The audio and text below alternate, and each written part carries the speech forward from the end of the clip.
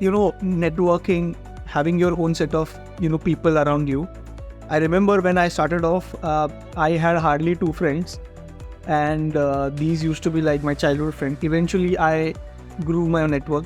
What are your takes on how can a guy with a very little network, a very little exposure to people, go off into the wild, start off his journey, and also build his support network?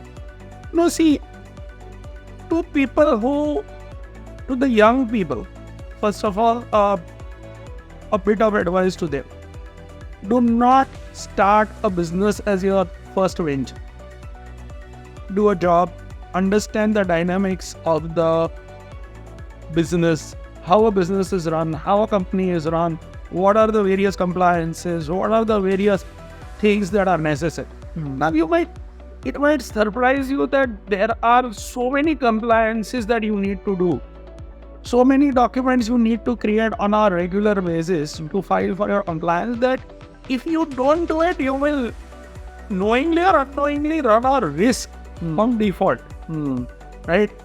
Like whether to do a partnership company, when to do a partnership company, vis-a-vis when to do a LLP company, vis-a-vis when to do a private limited company. All those things are basically very, very fundamental decisions that you will need to take. And unless you are aware of the dynamics, you will create mistakes. Like why do you create an LLP company? Correct.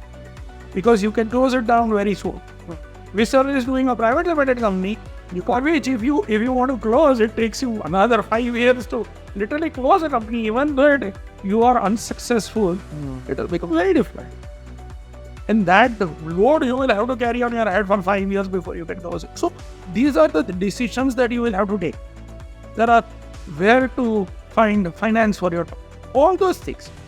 So unless I would advise any person wanting to do a business, first get a job, understand the dynamics, become a subject matter expert, and then only do a business.